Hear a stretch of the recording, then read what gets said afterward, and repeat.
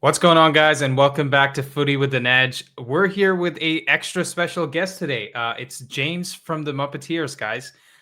If you don't know who that is, you must be living under a rock because this man is one of the hardest working men in football YouTube.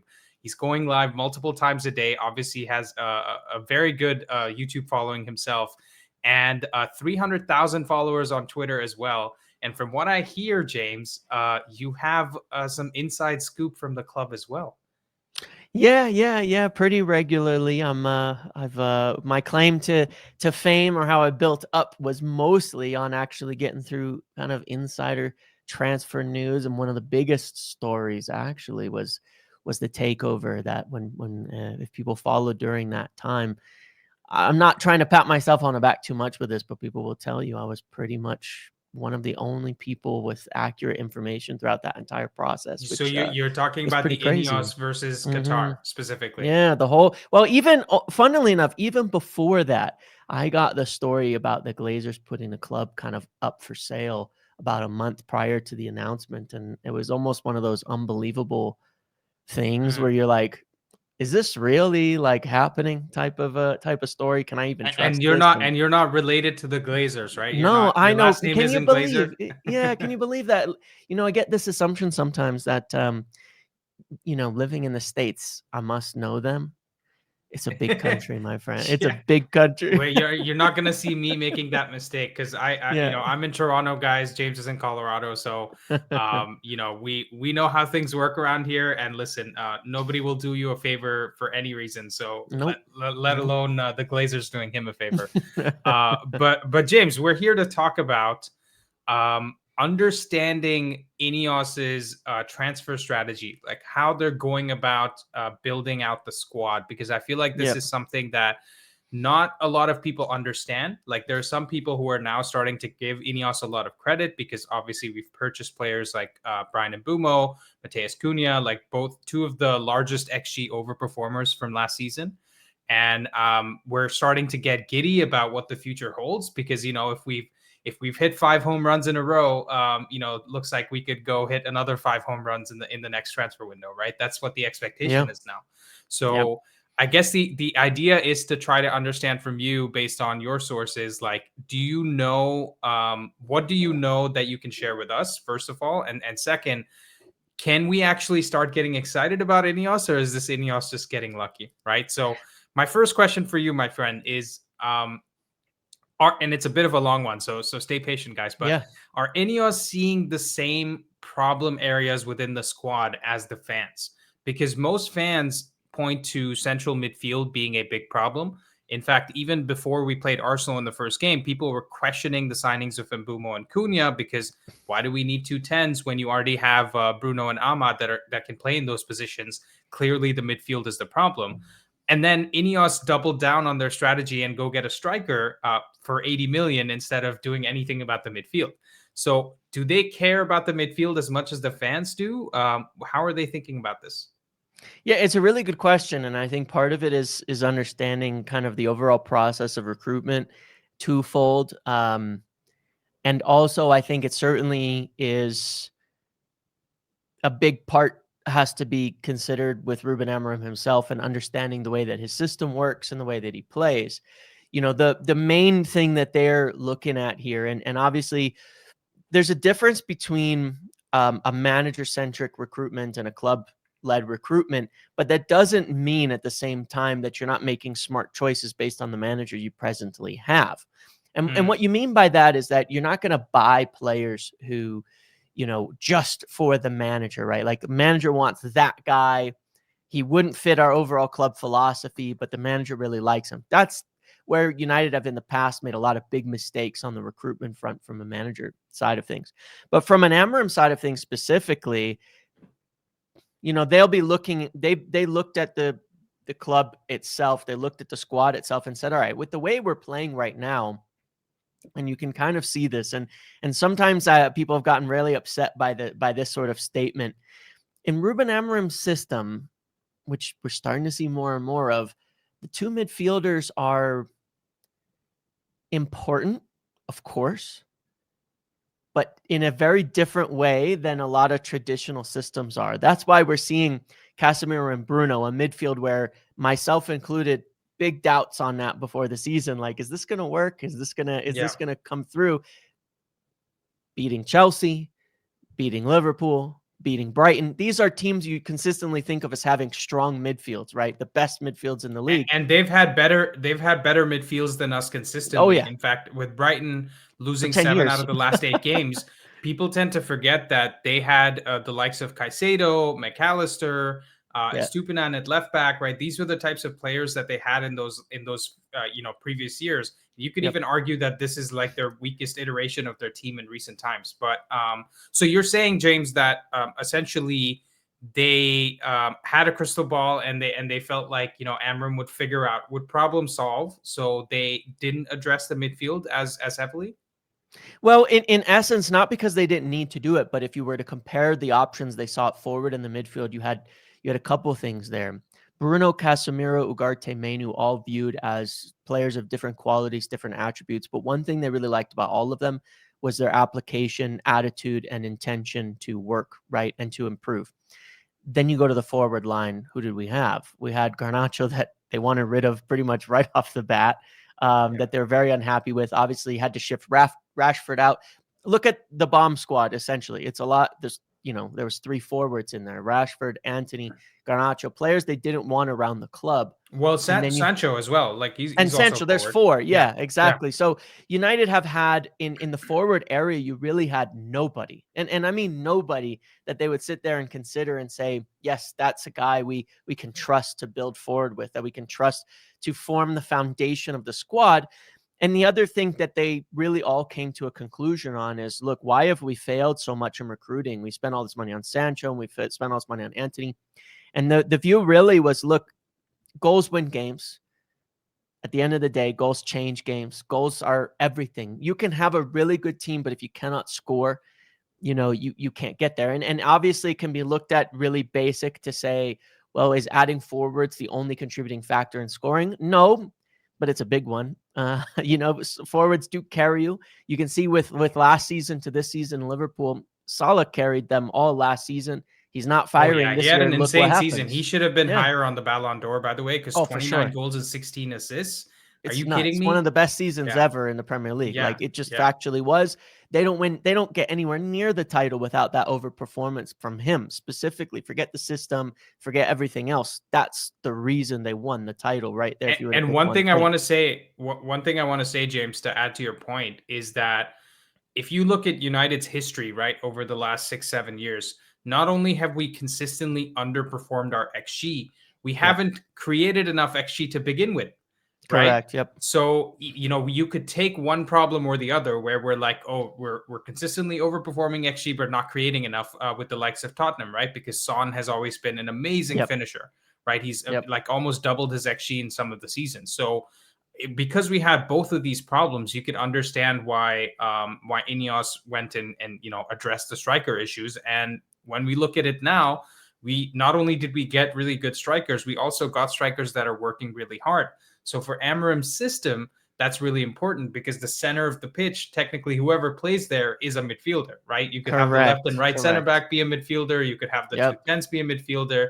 You could have Šeško as the head of that snake, kind of providing the pressing intensity as well. So you can kind of understand it. But I think the way we were all looking at it, and you included perhaps, is like, this is really risky, man. You're betting money on Bruno figuring out a new position at age 31. And you're betting on Casemiro, who, by the way, Carragher would have walked him to Brazil himself if it was up to him, right? And so that it felt a little bit risky. So were they like, so they were not worried at all, or they felt like there wasn't value enough in the market, and that's why they didn't prioritize that position? Yeah, well, it kind of goes both ways, and this speaks to their overall philosophy, because like you said, for one, that's the other side of it. Cunha and Mbeumo is addressing the midfield, right? Because they're midfielders, right? This is one of the misconceptions about the Amram system. Those 10s are midfielders half the game, 2/3 of the game, 3/4 of the game, maybe more. And in addition to that, in terms of creating expected goals, I think Cunha and Mbeumo were also in the top 10 on chances created. or around in those numbers as well. So they're very creative players as well, in addition to being good goal scorers. And the other thing was Amram made pretty much the decision almost immediately that Ahmad should be a wingback. He started with it at the beginning of the year. First goal that they scored at Ipswich was Ahmad running at wingback, getting the ball over to Rashford. His best moments under Amram have been at wingback. So people have talked about, oh, his best position was 10.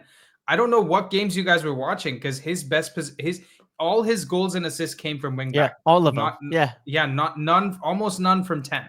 Right. Yeah, that's a great point. Yeah, for sure. And so that was sort of part of it. But then the other factor is this philosophy, which is when they stepped in, when Jason Wilcox got in there essentially right away, even starting the season prior and before Amram arrived, the way that they wanted to look at the club was how did we run building the squad in the past? Why were we always behind, right? Because every summer, what would we do? Problem, solution. We'd say, all right, this season, our midfield sucked. We'll go buy 2 midfielders. Not really forward thinking. It seems like kind of it makes sense, but you can only really act that way. Problem, solution, once you've already got a really solid foundation around it, and and then you're starting to plug holes. You've seen City do that when they build the full squad out. I was going to say then City, each season they can just replace the missing pieces or the things that players disappear. They get a new one. Aguero leaves, they bring in Haaland. It's like they act that way, right? So United tried to put the cart before the horse for such a long time. So when they came in, and this speaks to the overall philosophy, really what they laid out is not what are the next 3 signings we need. What are the next 15? How is the squad going to look 3 years from now? And then when you do it in that way, you might have some sense of order, what sequence you want to do it in, but the sequence isn't particularly important. The important thing is at the end, you finish. You get the whole squad rebuilt. You get everything done, because you can't always get what you want. And where we've made mistakes in the past is said, we need a right winger. We need a right winger. We need a right winger. We can't get what we want. We'll pay 80 million, 100 million for Anthony. Oops. It turns out to Sancho. be a we did the same thing for Sancho 2 seasons before that. And you know what's interesting, James, as you mentioned that, one of the things I've noticed over the last 10, 12 years, every big signing we go for is framed as the solution. Yeah. Right? Because Paul Pogba was going to unlock our midfield. Lukaku was going to be the striker that takes us to the top. In fact, we made arguably one of our biggest transfer mistakes in getting Maguire, because we saw Liverpool do the same thing with Van Dijk, spend big on a center back, and then sort of go on to winning solve things. Everything. Yeah, exactly. And Maguire was going to solve everything. So I think it was too nearsighted, and we're still paying for some of the mistakes of like 2023, 2022, because those transfers, guys, are spread out over 5 seasons, right? So we still owe money on players that are no longer even playing for the club. And that's the crazy thing. But James, that's amazing, man. I mean, that's great insight into sort of the transfer strategy. I want to get into a specific position and understand from you, is there a position that the club rates higher than the midfield today? Because I know you said that they kind of have a few positions they want to fix, but I'm sure there's still some sort of ordering that they have in mind based on what's available in the market. And so other than the midfield, any other position, maybe like wingback or something that they're looking at? Right. And yeah, kind of dovetailing from the last question on that exactly. With everything that's been signed, a lot of what's left is the midfield in terms of the general plan that they had, because, they got center backs in last season and De Ligt in Euro, and they still might want another in there. They got a bunch of forwards in this year. They got the goalkeeper by the end of it, which was something was like, do we do it now? Do we do it later? Thank God they did it now. But yes, but then the midfield is the next big thing. And there's not a ton left. I mean, I know that sounds a little crazy to say, but when you look at the squad in general, you kind of go, yeah, maybe 4 signings. I'm not saying it's done and then you never need to make signings again. But if you added 2 midfielders and a couple others, you wouldn't see a pressing need in any position particularly. And then you can start to problem solve from that point on. So the midfield is the next thing, and two of the midfielders in recreating that dynamic. But yes, there is definitely some consideration being put into the thought on this wingback thing, because it's sort of specialized in a way. It doesn't necessarily have to be a wingback. It can be a fullback, it can be a forward, but I think what they would want in a position like that is somebody is flexible. You know, they want someone dynamic and flexible, and I think the attributes, rather than looking at it like a wingback recruitment, it's more about the attributes of the player, right? Somebody who brings athleticism, who brings physicality, who brings some attacking, attributes to the table, but who also can put in the work defensively. You know, so it's which fits obviously a lot of players who end up playing at fullback or wingback. When we looked at Wan-Bissaka, right, he seemed like a winger that failed to become a fullback, right? Right. Because you didn't really see like defensive attributes from him. You Yeah. didn't really see great attacking output from him. He used to look awkward on the ball. Ahmad isn't a failed winger playing at fullback. He's still a Yeah. winger that's doing a little bit more defensive work, right? So I think that's what James is kind of referring to, which is there are players out there that are wingers that can provide some defensive cover and most importantly be positionally aware, and that Yeah. can work. So James, any shouts for who the club is looking at right now in the wingback role? Well, they really, really did like Semenyo in the summer, you know, and the fact is he can play in probably 5 positions in his team, to Yeah, be across quite the front honest. five. Yeah. Every position there, which gives you a lot of depth, because we've seen, like, for example, at striker, they clearly don't even feel they have 2 strikers at the moment. When Šeško doesn't play, it's not Xerxes, it's Cunha who moves up there. If you added someone like Semenyo in, he could deputize as striker. He could play any of those roles. And obviously right now you look at it and go, well, yeah, but come on, like, is he really? But why not? You know, why not in that position? Why not in that question? At Sporting, Amorim converted both of his wing backs, Maxi Araujo and Quenda, were both wingers that he converted back into those positions. And so that's one that they've really liked. Part of the issue here is a lot of the players they've liked and looked at over the last 12 months have ended up transferring, ended up moving, or signing a new deal. For example, obviously, Nuno Mendes would be at the top of their list, worked with Ruben before. There's no chance they can get him out of PSG, right? Yeah. And he's got a new deal. Nori went to City. Even like Miguel Gutierrez that they had been looking at moved to Italy.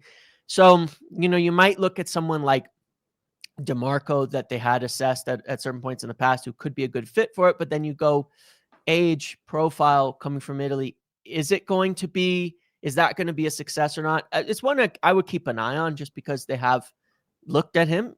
He's a very good player, and he could certainly fit if they decide he's the right one for something like that. But otherwise, I would suggest we would probably end up looking more, you know, fullback-y, or looking to even potentially to the youth, and hoping that maybe we can see something from that. You know what I mean? Like, you have Mantato, Camison, you've got some young players in the youth ranks that could kind of make that step up. So that's where I think it's a bit complicated. I don't think they have a clear player here where they're saying, yeah, we can definitely go get that guy right now. I have an interesting question for you. Actually, few interesting questions, because this is quite a deep topic. But were they looking at Semenyo for the left wing back more or the right wing back more? Because I feel like when Dorgu first came to the club, his first game, if you remember, Amorim started him out as the right wing back. Yes. And there was so much crap for it, but people didn't realize at Lecce, he actually played more at right wing back than he did at left wing back. Right? Yeah, he was more of an attacker on the right, and more of exactly. Yeah, more of an attacker on the right and more of a defender on the left. Yeah. So are they now thinking about, like, you know, strong footed on the strong side or weak footed on the opposite side? Like, how are they thinking about their wingback roles? And that even applies to the youth team, right? If they're promoting somebody, do they want the strong foot on the strong side or the other way around? Yeah, well, I think that this is one of those dynamics that will probably evolve, and that's part of the question and why it's hard to answer at this moment. For example, with Ruben picking Diogo Dalot 4-5 times in a row now as an inverted player on that left side, one of the obvious reasons he's doing that is because by going with, you know, the opposite footedness of the fullbacks there, they're more inclined to invert and support the midfield naturally, I think, out of possession and in different phases of play.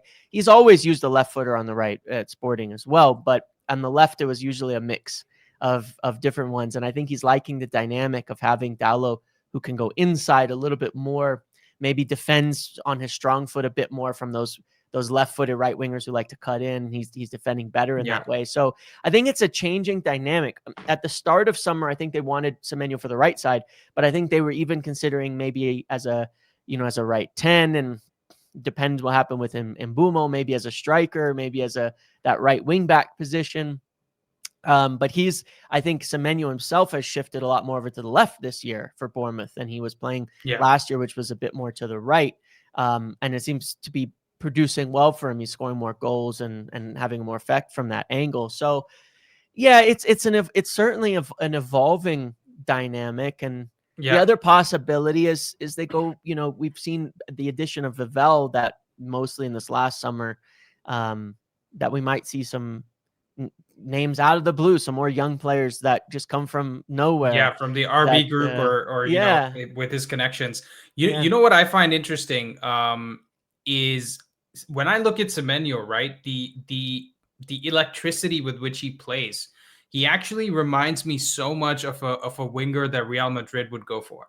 Right. And so I find it baffling that he's even in the conversation for a wingback type of role, because he seems so good. Like that goal he scored recently where he went all the way to the touchline and then cut across and nutmegged the keeper to put it from an impossible angle in the goal. I haven't seen many players do that. So if Vinny wants out of Real Madrid, which is what we're hearing, maybe that's where Semenyo goes. But we'll see how that works. But James, shifting the topic a little bit deeper into the team, and when I say deeper, is deeper on the pitch. There has to be some concern over the injury history of our two left center backs, right? Because you're looking at Luke Shaw, who's obviously, famously injury prone. And then Lisandro Martinez, he's been here for 3 seasons now, and he's played less than 100 games, I believe, for the club because he's had 2 big injuries. So there has to be some concern in that area, right? Oh, for sure. And center back is definitely one of the names, one of the areas of priority for the next summer, because when you look at the group as a whole, you've got Lenny, Mazraoui, De Ligt, Maguire, Shaw, Lissandro, and Aiden Heaven, but you have questions on a lot of them. Maguire's contract is expiring. He's older. He's got some injuries now and then. If we extend him, are we expecting him to play a ton of games? No. Lissandro, as we know, as you said, a couple injuries, but it's also how you come back from those kinds of injuries. As we've seen with Rodri, you kind of expect, unfortunately, and I'm very hopeful and I'm very excited because there's attributes Lissandro brings that are huge, but the club are really wary of that fact. That's why they've even been careful about even bringing him back, where people were thinking September. No, it's November before he's going to be even on the pitch again, because you never know how a player like that's going to return to fitness. Luke Shaw's made it 10 games. Whether he'll make it the next 20 is touch wood, knock on wood. Yeah, you never know, right? So there's so many questions with a lot of the players, and that is a position of priority. And I think just in general, either way, you're looking at, they want to keep building out where they have a squad for the future one way or another, right? Where you've got, you look at the oldest players you want to be bringing in now are 27, where they've got 5 years for sure. And at center back, that's another area they're going to want to look at. And I think it's not totally decided. Is it left? Is it center? Which position are we going to try to fully address? They've been looking at both. Obviously, if you remember in their first summer, the first target of the whole summer was Gerard Braithwaite for a reason. They wanted a big, athletic, tall, young, left-footed player in the team, and he's very good with both feet. Now he's had tons of injury issues and all that, so I don't think he'll be on the register moving forward. But something like that, I would still expect they want to bring in, because we can still see that it might help. As good as Luke Shaw's been recently, and he has been very good, can he maintain an extremely high level of fitness and aggression and, up and down for the next 20 games and 2 games a week next year?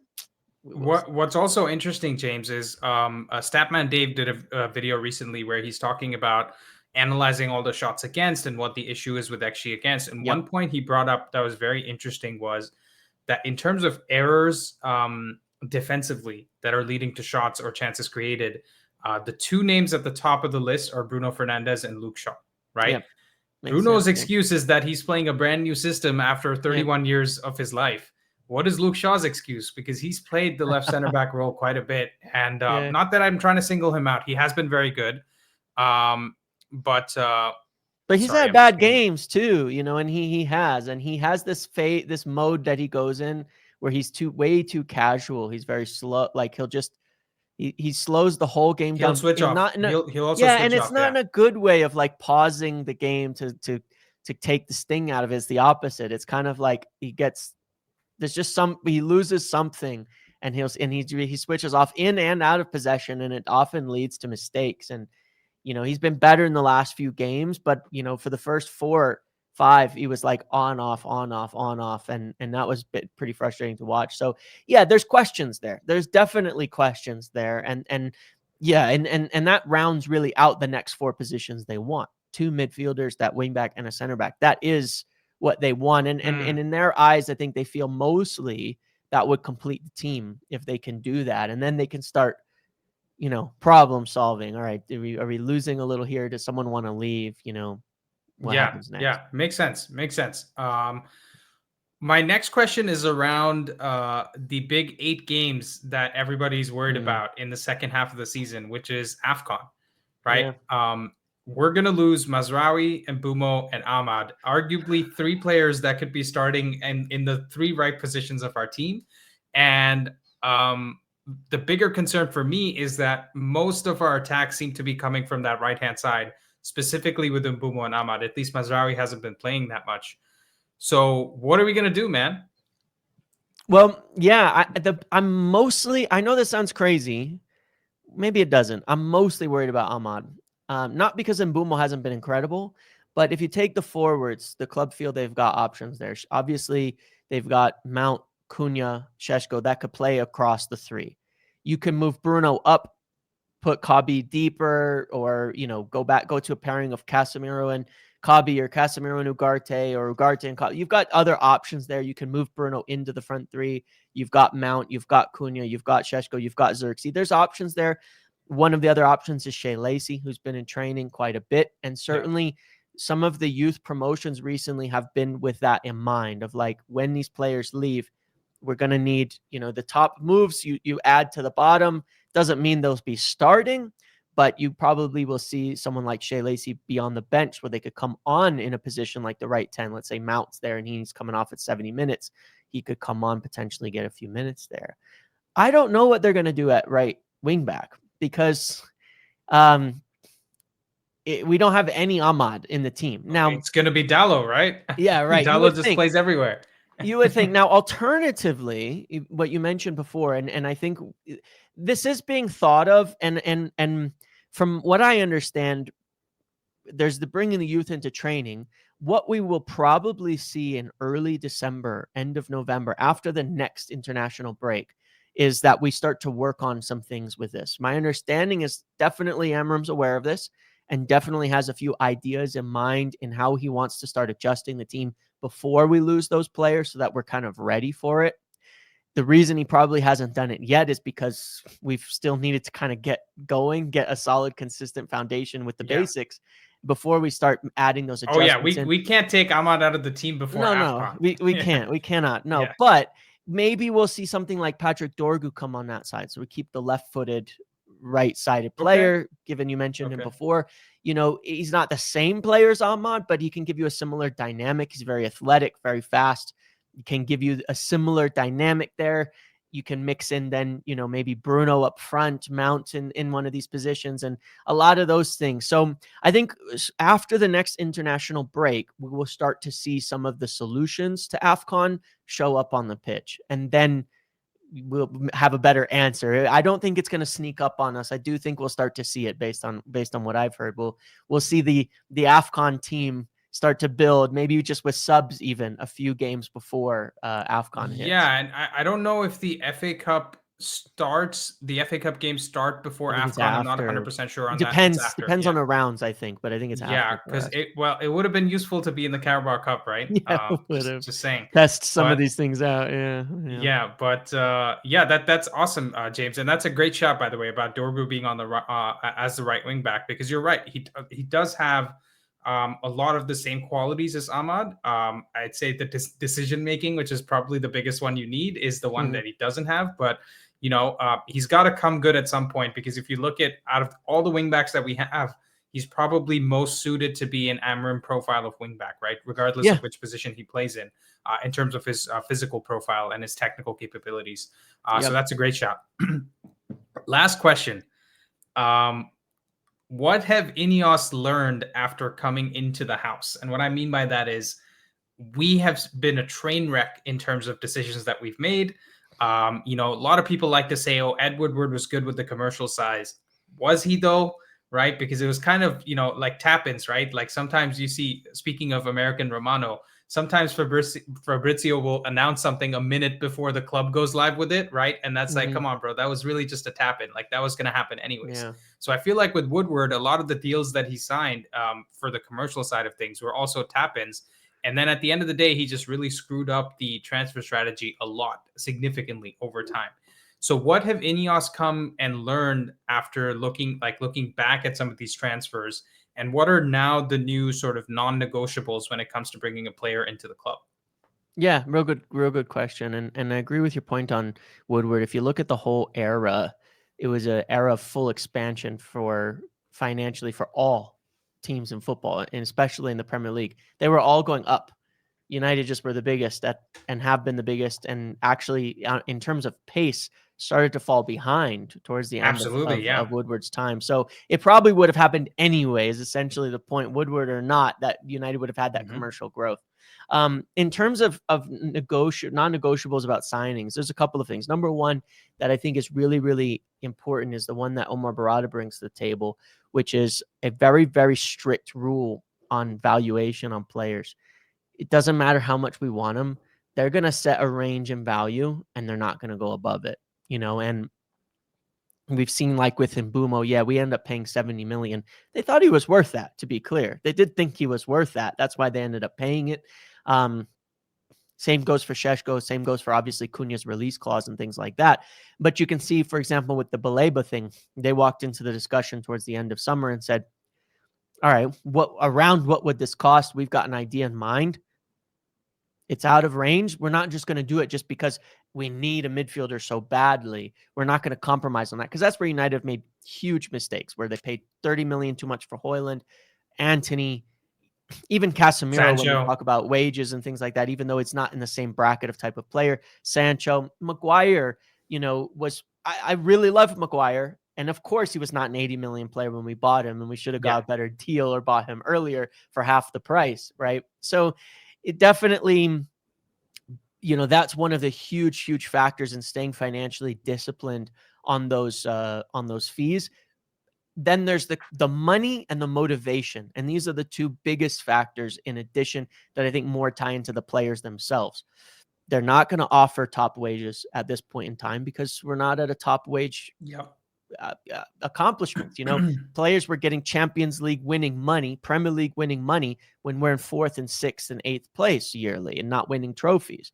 That's not going to happen. You come to United not as I've made it, but as a platform to show who you are, right? Not that you've already made it and now you get to rest on your laurels. You've made it to United, but you come to United to show what you're worth. And that's what they did with Cunha, with Mbumo. Sure, they help us get back to the top. Then they'll bump the wages. Then they'll give them new contracts. Yeah. Then the rewards will be there to a limit. There's still going to be a limit, certainly, with discipline. But that's the biggest factor in all of this in non-negotiables. Yeah.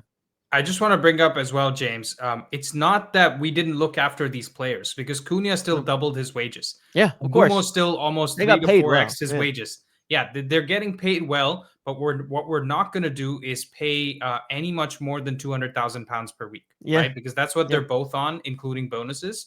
And you look at some of the other teams, right? Even Liverpool.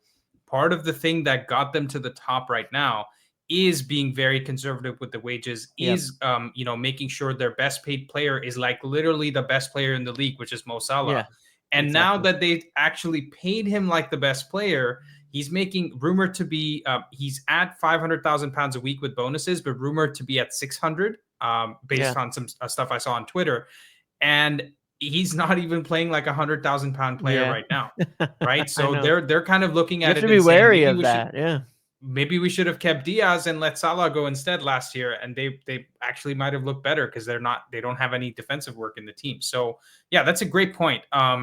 Any shouts in terms of the next signing you think the club will make?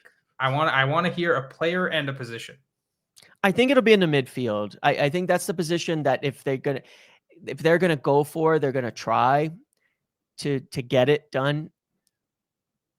The issue here is, again, without compromising too much, because they want to get players that they feel are going to be a part of the major project for the future, not just a rush. So they would like to do business in January. And if they could do business in January, they'd like to get a midfielder in.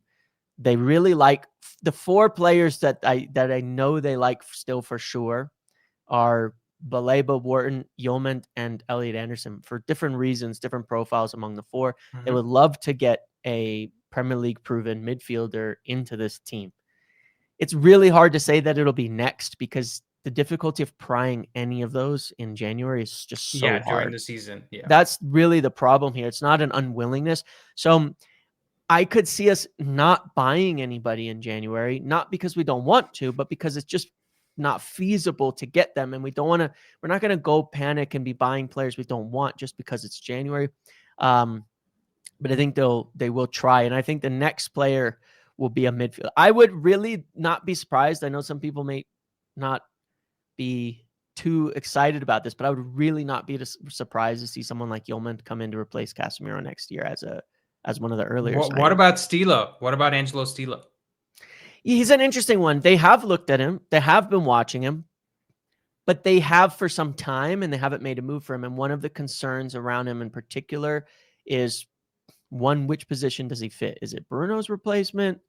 Because he's not viewed as a player necessarily that has the combative.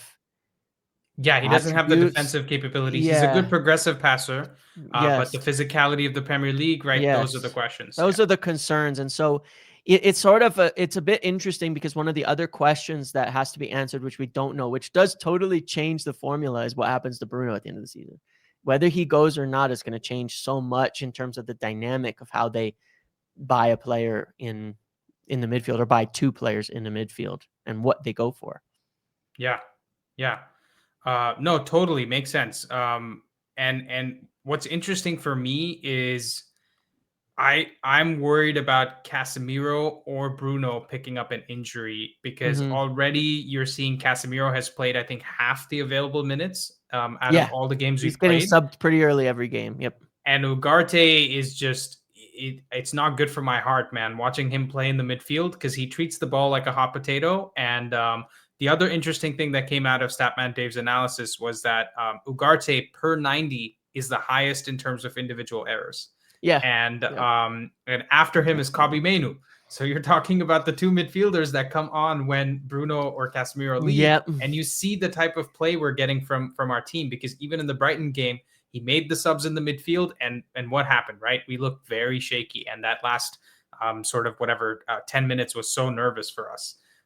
So that is the concern. They're different dynamics. I mean, even quality aside, they're different profiles. They want to do different things. You know, Casemiro is so good in his intelligence of shielding and sitting in front of the back line. Ugarte, he's not like that. He's going hunting for the ball whenever he's on the field. That's, I think, why they worked better as a partnership together, Casemiro and Ugarte, rather than Ugarte is not a Casemiro replacement under any circumstances. They're just too different. And we don't have, like you say, that's the worry. We don't have a backup Casemiro who's doing the same things as he can do anywhere in the club right now. Yeah, and you could say the same about Bruno, right? Then that's why Kobbie Mainoo is not getting any games. But James, honestly, I feel like I have learned a wealth of information about the club and how they're making decisions. Maybe one day you'll take your mask off and it'll be Joel Glazer under it.